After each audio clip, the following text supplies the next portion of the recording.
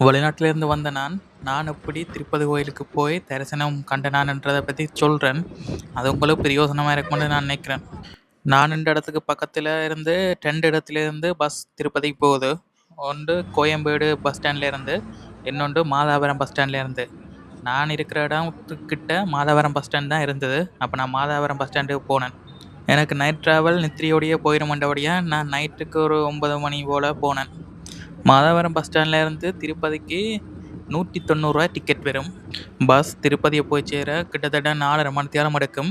இடையில் ஒரு சின்ன கடையில் வந்து சாப்பிட்றது நிப்பாட்ட வேணும். 4.5 மணி நேரம் கழித்து திருப்பதியை வந்து சேர்ந்த பிறகு நாங்கள் எல்லாம் செய்யணுமாண்டா பக்கத்தில் ஒரு நல்ல ஹோட்டலாக பார்த்து, நிறைய ஹோட்டல் இருக்குது திருப்பதி பஸ் ஸ்டாண்டு பக்கத்துலேயே நிறைய ஹோட்டல் இருக்குது. அதில் ஏதாவது நல்ல ஹோட்டலாக பார்த்து ஒரு நாள் தங்க வட்டி தான் வரும்.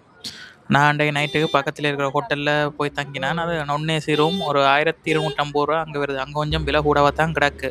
அடுத்த நாள் மார்னிங் நான் திருப்பியும் திருப்பதி பஸ் ஸ்டாண்டுக்கு போக, அங்கே திருப்பதி கோயிலுக்கு போகிறதுக்காக திருமலைக்கண்டரும் பஸ் இருக்குது. அது புரிம்ப பஸ் ஸ்டாண்டில் அங்கே தொங்கலில் இருக்குது. அங்கே போய் நாங்கள் டிக்கெட் எடுக்கலாம். 1 வேக்கு 80 என்று நினைக்கிறேன். 2 வேக்கு 160 அப்படி வரும். 160 வரும். நீங்கள் 2 வேக்கு எடுக்கிறது சரியான சுகம். ஏனெண்டா அங்கே போய் நின்று கொண்டு திருப்பி வாரத்துக்கு புரிம்ப டிக்கெட் எடுக்க தேவையில்லை. திருமலைக்கு போய் சேர்றதுக்கு கிட்டத்தட்ட 1 மணி நேரம் 20 நிமிஷம் எடுத்துன்னு நினைக்கிறேன். மலையாள ஏறி போக பஸ்ஸில் கொஞ்சம் நல்லா இருக்குது. நல்ல வியூஸ் கிடைக்கும். பஸ்ஸில் போகிறது நல்லது. அப்படியே திருமலை பஸ் ஸ்டாண்டை போன பிறகு அங்கே திருப்பதி கோவிலுக்கு போகிறதுக்கு ஒரு பஸ் ஃப்ரீயாக ஓடிக்கொண்டே இருக்கும். ஒரு 5 நிமிஷத்துக்கு ஒருக்கா ஒரு ஆரஞ்சு கலர் பஸ் நல்ல சோதனையில் ஓடிக்கொண்டு இருக்கும். அந்த பஸ்ஸில் ஏறி போகலாம். ஆனால் என்ன சரியான சிரம், கொஞ்சம் கஷ்டப்பட்டு ஏறி நெரிசல்பட்டு தான் போகணும். தனியாக போனால் ஓகே, கூட்டமாக போனால் கிடைச்சல்.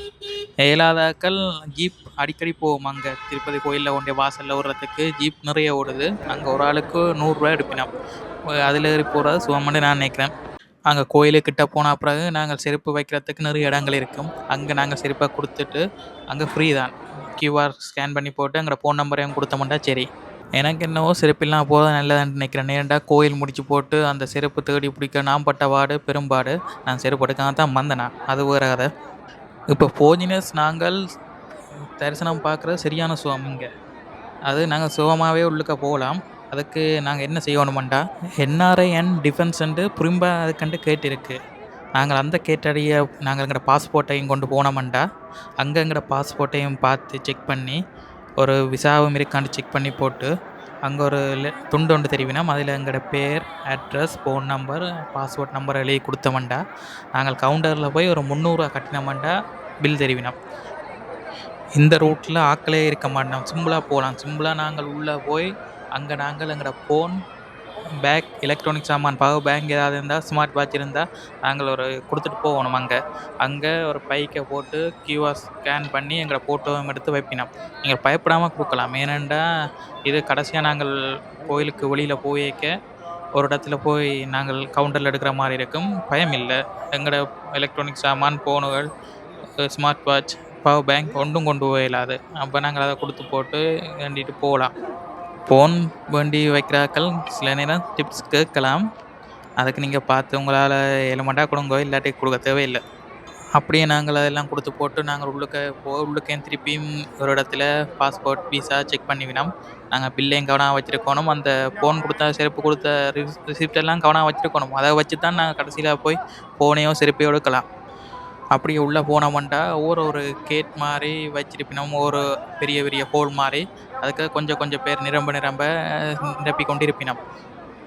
அதுக்கு அன்னதானம் தெரிவினோம். அந்த ஒரு கேட்டுக்குள்ளேயே பாத்ரூமும் இருக்கும், கை கழுவுறதுக்கு குடிக்கிறது தண்ணி எல்லாமே இருக்கும். நாங்கள் அங்கே அன்னதானத்தை சாப்பிட்டுட்டு உள்ளுக்கு இருக்கலாம். உள்ளுக்க ஃபேன் எல்லாம் போட்டிருக்கும், பரவாயில்லை, சமாளிக்கலாம்.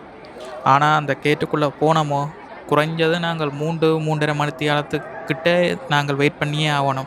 குறைஞ்சது 3 மணி நேரத்துக்கு மேலே. அப்போலாம் நாங்கள் வெயிட் பண்ணி போட்டு சரி கேட் துறப்பாங்க. கொஞ்சம் நேரத்தால் 3 மணி நேரம் 4 மணி நேரம் கழித்து கேட் துறப்பாங்க. நாங்கள் அப்படியே லைனாக போனால் அங்கே திருப்பியும் நாங்கள் எங்களை செக் பண்ணிக்கணும். செக் பண்ணி போட்டு திருப்பி ஒரு லைனாக மெதுவாக போய் அப்படியே கோயிலுக்கிட்ட போய் அதுக்கு பிறகு தான் நாங்கள் தரிசனம் காண்றதுக்கு கிட்ட வந்துடுவோம். சரியான சிரமமாக இருக்கும். கூட்ட நெரிசலில் தாங்க இல்லாமல் இருக்கும். இயலாத நீங்கள் கொஞ்சம் பார்த்திருக்கோணும். நெரிசல் தாங்க இயலாது. நீங்க கஷ்டப்பட்டு கோயிலுக்குள்ள போய், அங்க பெருமாள தரிசனம் செஞ்சு போட்டு, பேருந்து அப்படியே கோயில் உள்பக்கமா சுத்தி, வெளியில வந்தா பிறகு இடப்பக்கம் போனீங்களண்டா, அங்க லட்டு திருவினம். லட்டு கொஞ்சம் சின்னதா தான் இருக்கும். பெரும்பாலான லட்ட நாங்க சாப்பிட்டுட்டு, அங்கேயே பெப் இருக்கும். தண்ணியையும் குடிச்சு போட்டு, அப்படியே வெளியில வந்தோமண்டா, கோயிலுக்கு வெளியில வந்துடுவோம். கோயிலுக்கு வெளியில வந்தோம்ன்டா, அந்த கோயிலுக்கு வெளியிலேயே அப்படியே படிக்கட்டு இருக்கும். அந்த படிக்கட்டால நேரா போய் தொங்கல்ல நாங்க வலப்பக்கம் திரும்பி போனோம்ன்டா, நாங்க கொடுத்த ஃபோனுகள், பேக்குகள் வச்சுட்டு போன கவுண்டர் இருக்கும். 1, 2, 3, 4, 5 அண்டு இருக்கும். அதில 5, 6, 7ன்னு போய்க்கொண்டே இருக்கும். அதிலங்கிற பில்லுலேயே இந்த கவுண்டர்ல இருக்குமன்ட்டு அதில போட்டிருக்கும். நாங்கள் அந்த கவுண்டர்ல போய் எங்கட அந்த ரிசிப்ட்ட குடுத்தோம்ன்டா, அவ செக் பண்ணி போட்டு எங்களோட ஃபோனுல எடுத்து தெரிவினம். நல்ல பாதுகாப்பா இருக்கும். அதில பயப்பட தேவையில்ல. நம்பி குடுக்கலாம். அதையும் நாங்கள் வேண்டி போட்டு, அப்படியே அதுக்கு வெளியிலேயே கேட் இருக்கும். பக்கத்தில. முன்னுக்கு கேட். அப்படியே நாங்க வெளியில வந்தோம்னா ரோட்டுக்கு வந்துட்டோம். ரோட்ல வந்து பஸ் ஸ்டாண்ட் எங்கேண்டா, பஸ் ஸ்டாண்ட் ஒரு வலப்பக்கமா நடந்து போனீங்கள்டா, ஒரு ரவுண்ட் அப் போட் பெறும். அத தாண்டி போனீங்க ஒரு 100 மீட்டர் போனீங்கள்டா, அதான் பஸ் ஸ்டாண்ட். அங்கேருந்து திருப்பி திருமலையிலேருந்து திருப்பதிக்கு பஸ் போய்க்கொண்டே இருக்கும். நாங்கள் முதலே ரிட்டர்ன் டிக்கெட் எடுத்து வச்சிருக்கிறபடியா, அந்த ரிட்டர்ன் டிக்கெட்டையும் சேர்த்து காட்டினோமாண்டா, நாங்கள் அப்படியே பஸ்ஸில் ஏறி திருப்பதிக்கு வந்துட்டோம். இப்போ திருப்பதிக்கு வந்த பிறகு திருப்பி எங்களோட ஹோட்டலுக்கு போய் திரும்பி எங்கள் இடத்துக்கு திரும்பி வரதான் வேலை. அவ்வளோதான் விஷயம். சின்ன விஷயம். ஃபாரினர்ஸுக்கு சரியான சுகம். ஆனால் அங்கே இந்தியன்ஸ்காரருக்கு முதலே எல்லாம் பதிஞ்சு வைக்கணுமென்ட்டு நான் கேள்விப்பட்டேன். ஆனால் ஃபாரினர்ஸ்ன்றபடியாக ஒரு பிரச்சனையும் இல்லை. ஆனால் பாஸ்போர்ட் கட்டாயம், அதில் விசா இருக்கணும்.